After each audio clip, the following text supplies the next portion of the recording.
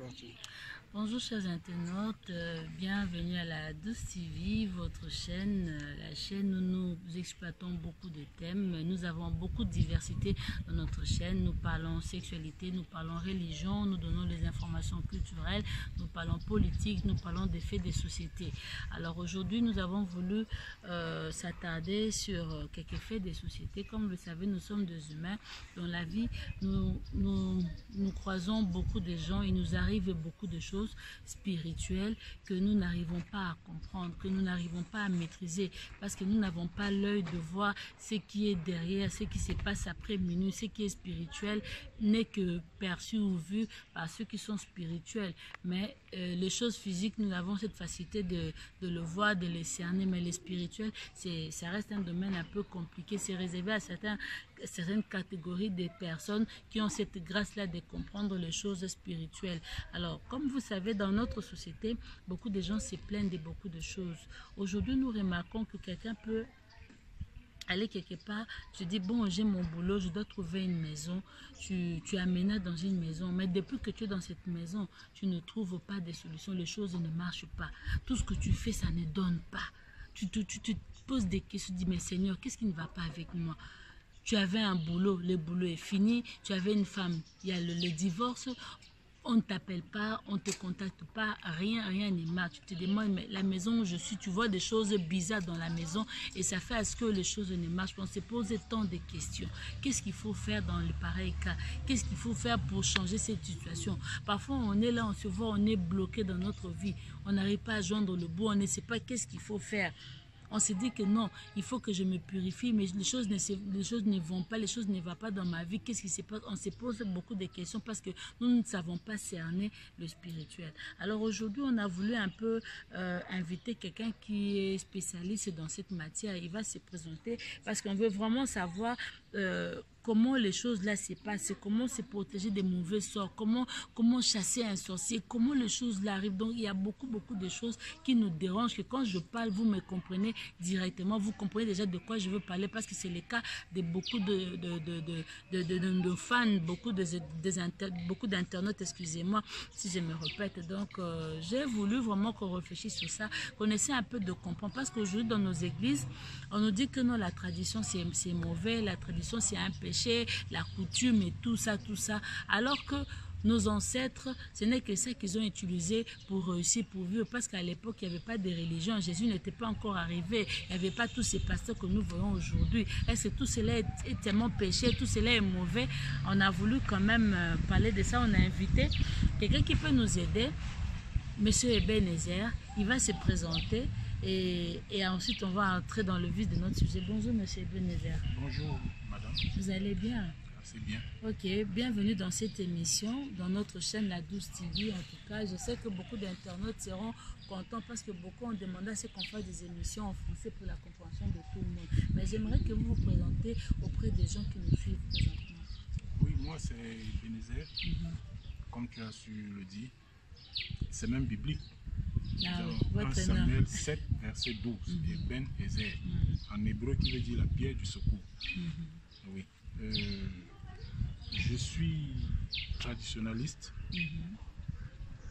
Je ne peux pas dire, n'est-ce pas, que je suis un serviteur de Dieu, mais je pense que l'Éternel, le Seigneur m'a choisi pour transmettre à ses enfants, à sa créature, certains messages et certaines connaissances de la vie spirituelle que beaucoup ignorent.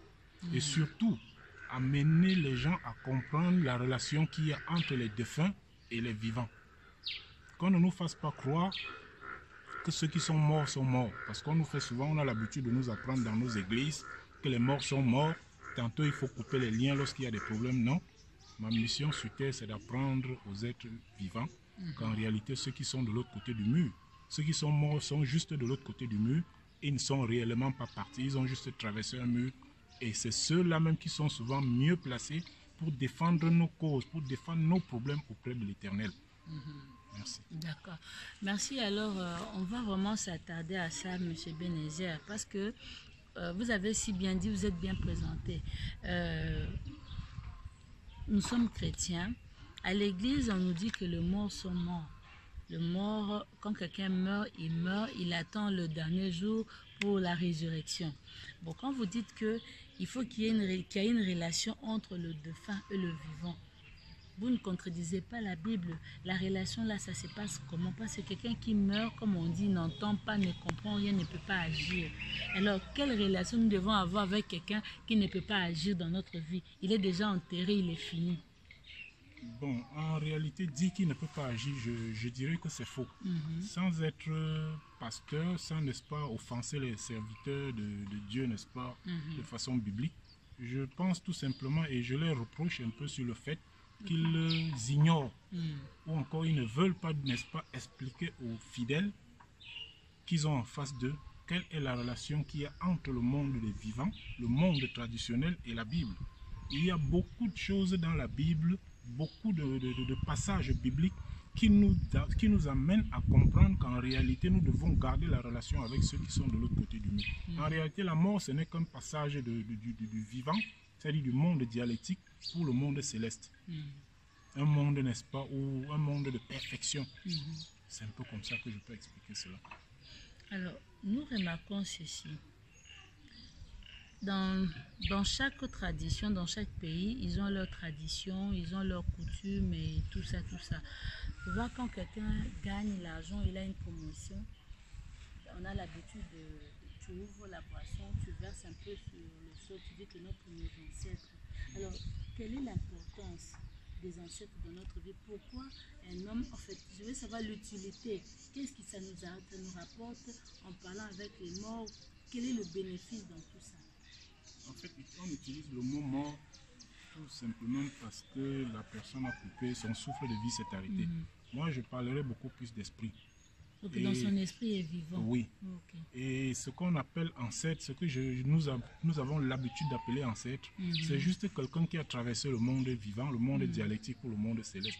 Même et le fait de le traverser, ça lui donne un certain pouvoir, c'est ça? Bon, pouvoir, c'est un peu trop dit. Il se retrouve dans un autre monde où il y a une autre vie. Et la corrélation, la relation avec le monde des vivants est liée, n'est-ce pas, par le phénomène, si je peux appeler ça, de la réincarnation. Ne soyez pas surpris que vous voyez quelqu'un dans la vie, ou bien dans la famille, tu vois un enfant naître, et tu vois en lui les traits, ou encore le comportement de quelqu'un, d'un grand-père que tu as connu quand il était encore vivant. C'est un peu ça. Le caractère, juste... Voilà, en quelque sorte, c'est ça. Donc, c'est un peu ça. Je peux expliquer un peu ça dans ce sens-là. Si j'ai un problème qui me dérange, les choses ne marchent pas, je ne vois pas le bout du couloir, je me dis, est-ce que je peux parler à mes ancêtres puis trouver une solution? C'est bien possible. De quelle manière? Il y a la manière de parler, il y a le moment de parler et la disposition à prendre même pour parler. Expliquez-nous. Et je veux d'abord commencer par dire ceci. Vous savez, le monde des vivants, j'ai compris un peu ce que tu veux dire, je vais détailler. Le monde est tellement complexe qu'en réalité, on rencontre tout. Tu as parlé des blocages, des problèmes et autres consorts. Ce n'est pas toujours dû à la volonté de nos ancêtres. J'ai souvent l'habitude d'expliquer aux gens que le monde des vivants est comme vous voyez la poule, le poussin et les poulets, les corps vivres dans la société. Quand la poule se couche le soir pour dormir, elle est rassasiée. Elle n'a pas de réserve. Elle se lève le matin affamée, mais avant de dormir, elle sera rassasiée. C'est-à-dire comment la poule vit quand elle marche, elle trouve picot. Elle marche, elle trouve picot. Je veux comme ça répondre à la question du blocage et autres. Ce qui fait donc que dans le monde spirituel, c'est aussi comme ça. Il y a des gens qui passent leur temps, qui doivent se nourrir spirituellement. Lorsqu'ils marchent, ils trouvent les âmes sensibles, les âmes fragiles, les âmes faibles. Ils s'en accaparent et puis ils font de ça, n'est-ce pas, ce qu'ils veulent. Voilà ce qui peut expliquer certains blocages. Et lorsqu'il faut maintenant demander l'intervention des ancêtres, moi je pense, et tout cela varie, n'est-ce pas, d'une tradition à l'autre. Chaque tradition, chaque culture a sa tradition, chaque peuple a sa manière de pratiquer le culte des ancêtres. Tu vois un peu. Dans certaines sociétés, comme tu as dit, lorsqu'on achète par exemple la boisson, on verse au sol. Oui, tout a d'abord été chez nous, en langue de chez nous, on dit si. Si qui veut dire la terre, si en même temps qui veut dire Dieu. Donc au commencement, tout était la terre, tout était poussière. Tu vois un peu. Donc, implorer les ancêtres, implorer l'intervention des ancêtres dépend du moment où est-ce qu'on peut, du moment de les interpeller. Je ne sais pas si j'ai répondu à la question. Non, je n'ai pas encore bien saisi. Parce que je me dis, quand on a un problème, d'habitude, on implore à Dieu. Seigneur, aide-moi pour le problème que j'ai. Mais la tradition nous dit, où vous êtes en train de nous dire que comme il y a une relation entre le défunt et le vivant, et nous voyons aussi même dans le film, nous voyons les Blancs qui est là dans le cimetière de son père qui dit papa aide-moi, papa soutiens-moi, maman aide-moi. Il a un problème, il va au cimetière ou bien il parle aux morts. Alors je veux savoir maintenant si c'est bien, s'il y a vraiment un résultat quand tu implores le mort et que le mort là agisse réellement. Exactement, il y a un résultat. Il y a un résultat, je vais... Parce que vous avez parlé il y a une manière de le faire. C'est quoi ça? Oui, il y a une manière. Bon, généralement, dans certaines cultures, chez nous, par exemple, au pays Bamileke, nous ne déposons pas nos morts dans les cimetières comme je vois un peu partout ici. Chez nous, le mort est juste derrière la maison. C'est-à-dire, quand tu as un problème, tu peux te lever, tu vas sur la tombe, tu vas implorer, tu vois un peu, tu vas parler, tu dialogues avec lui comme s'il était, comme toi et moi nous parlons là. Il est esprit. Mais en ce moment-là, tu parles avec lui comme s'il était en face de toi. Il t'écoute. Il agit. C'est un peu comme ça, la communication avec les ancêtres. Maintenant, la plupart du temps, pour vérifier, n'est-ce pas, cette histoire de combat spirituel, si on peut appeler ça ainsi, blocage et autres, c'est lorsqu'on implore ces gens-là de cette manière-là. Même à la maison, dans la chambre, à une certaine heure de la nuit, tu appelles papa ou grand-père ou grand-mère, viens. Me voici ton fils, je suis dans telle situation, ça ne tient pas. Toi qui se trouves de l'autre côté du mur là, il n'y a que toi pour défendre ma cause auprès de l'Éternel. Pose-lui mon problème, intercède pour moi. C'est une forme de prière. Voilà pourquoi j'ai dit qu'il y a des manières, n'est-ce pas, pour aborder. Donc, sur le plan traditionnel, le peuple, chaque peuple, comme je l'ai dit, a sa culture, a sa tradition. Cela varie, n'est-ce pas, d'un peuple à l'autre. Comment faire, n'est-ce pas, pour prendre contact avec son ancêtre. Merci. Je voulais comprendre l'importance de la tradition. Parce que c'est vrai, nous avons des pays différents. Moi, je suis en RDC, vous êtes au Cameroun, vous êtes Bamileke, moi, je suis Sakata.